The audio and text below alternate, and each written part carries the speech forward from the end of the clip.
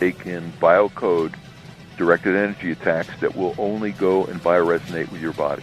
So that three people can be standing right next to you and nobody's going to feel the harassment except you, because these signals are biocoded to your body's tuning only. Then they can send down V2K, they can send down any symptom they want, because they're in full control of the bioresonance of your bioenergy. Roger Tolsas is a Los Angeles private investigator who specializes in electronic countermeasures. In the past 30 years, he's swept over 2,500 locations for bugs and wiretaps. In recent years, his business has included helping victims of electronic harassment and mind control. You coined the term electronic harassment. What is electronic harassment? Okay, well, electronic harassment is when any person or perpetrator uses an electronic device or groups of electronic devices to either compromise your privacy or to use electronic weapons against you for harm or to control your situation. What's happening now is the black ops and the military and weapons development community want these weapons to be the weapons of choice in future wars. In other words, when we went into Iraq, as an example, they went in and, did the shock and awe. So they blew up the cities, they blew up the bridges, they blew up the infrastructure. And of course, then we had to come in after taking the country over and then spend all that money rebuilding their cities and bridges and, everything. So what they've done is they've decided that what we want to do is have non-lethal weapons. Weapons that can be used against enemies that don't destroy physical things. In other words, not bombs, not bullets, not missiles, but some kind of electronic mind control devices, such that you can get mental control over enemies without blowing up infrastructure. So what's happened is these things were supposed to be developed towards, enemies. They've decided that, in most cases, we're going to have to gain mind control over the general populations that are not warring with us. So what they've done is they put laws in place that allows the Department of Defense and the subcontractors to do mind control experiments on the general population in development of these weapons. So anybody who gets on the bad side of the government could end up being a lab guinea pig. And how is that legal? How can they use tax dollars for, that are going towards these things, and they use them to spy or harass others? How does that? Title 50, Chapter 32, Section 1528. Check it out. Is this getting worse, this problem? Are you getting more and more people coming to you as the months and years go by? Well, I get between 6 and 10 calls a day from people, brand new calls a day from people that are suffering from electromagnetic attacks and other kinds of covert activity against themselves. And of course, I get emails from all over the world. Almost every country in the world has a similar problem going on. And so as long as you're within reach of satellites and other kinds of cell tower transmissions, you're within a keystroke of being harassed. People who complain that they are being watched often say they are hearing voices. How are voices transmitted? They're transmitted by a technology called biocoded directed energy. Mm-hmm. And that's a top secret thing that was developed. And what it is they get your DNA. In other words, they pick your garbage up in front of your house one day. And inside your garbage is your DNA, most likely from the trash can in your bathroom that you dumped in your garbage. Once they have your DNA, they take the DNA and they put your DNA code in a supercomputer. And in that supercomputer, they run algorithms that biocode electromagnetic transmissions so they bioresonate with your body. Once they've done that, they can transmit that from satellites or cell towers or aircraft or any number of ways.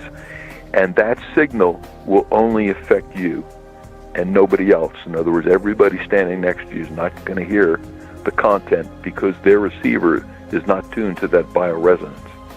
There's a bioresonance to every individual, just like our fingerprint. Every person has an individual DNA, a different bioresonance.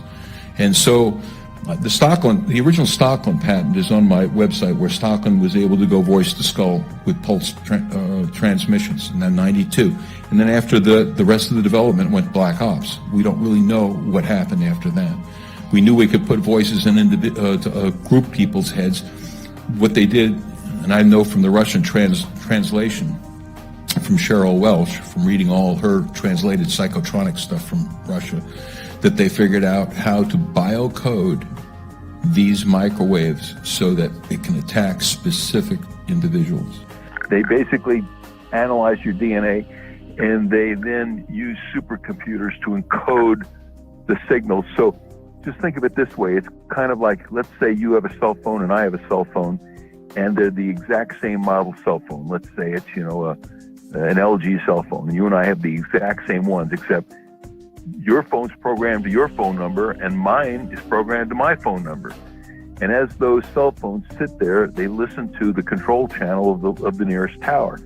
And the control channel is sending out codes so that if somebody wants to call you and they ring your number, and that tower will then put out your phone number on the control channel. And once your cell phone sees that control channel number, it wakes up because it recognizes that that's the number that it's associated with, and it sends a signal back to the tower saying, "I'm over here. Send the call through." So it's the encoding that's coming off on a microwave link that causes different phones to come alive based on their coding. So the biocoded directed energy is the same thing, except instead of phones, we got human bodies. What is the worst case that you've ever worked on where you saw this? What exactly was it like for this person? Most people consider themselves to be in hell, especially the ones that are getting voices that are instructing them to do things. A lot of times, most of the times, the voices are just demeaning, and they're attempting to shut the person off from their normal life flow and their normal friends and family, that kind of thing. But then the really serious cases are where the voices are instructing them to do destructive things. It can just escalate into being worse. What ways how do you block it? Like, say if you're in your house, how do you block that from coming in, the waves and stuff? Yeah, we block it with an electrostatic active shield system that generates it's kind of like a jammer. Mm-hmm. It just blocks incoming electromagnetic fields so that, you're able to, once you're inside this particular device, you're able to stop it. Are there a lot of people like you out there that can help others if they're having this issue? No. So if this is happening to them, what do you do? Like, where do you go? Well, who do you turn to?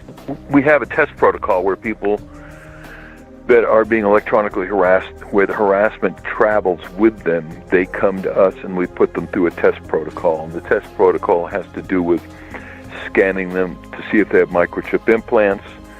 It has to do with using spectrum analyzers to analyze what kind of electromagnetic attacks are taking place.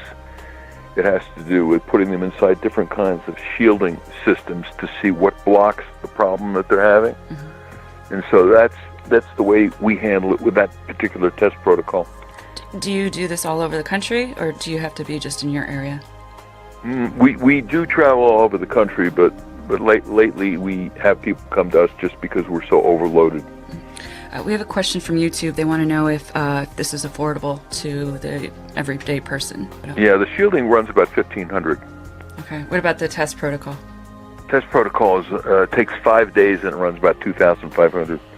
How long does this system take to set up? Like, when you get a case, what do you have to do from start to finish? How does this all work? Well, you have to go put the individual through the test protocol to find out the nature of the problem. When we do test protocols, we interview the individual, find out what it is that's bothering them, and attempt to use our test equipment to find out what it is. So in some cases, it's that they're directly being harassed intentionally, and in other cases, they are in environments that are electromagnetically unhealthy, and they're suffering the symptoms of electrical hypersensitivity. Now, you're an expert in this area. Have you ever been called as a witness in a court case on behalf of a TI? Okay, the first thing you have to understand is that any TI that's ever taken a case against the government or the government subcontractors have had their case dismissed under national security. There's not been one single case that I know of that didn't get dismissed in that manner. And that was the judge's ruling. This is a matter of national security. Well, what happens is the agency that you're suing, let's say you're suing the CIA, you're suing the FBI, or some black ops agency, and or their subcontractors, and they will step in and tell the judge that it's a matter of national security, and they need it dismissed, and they just rubber stamp that. They just dismiss it.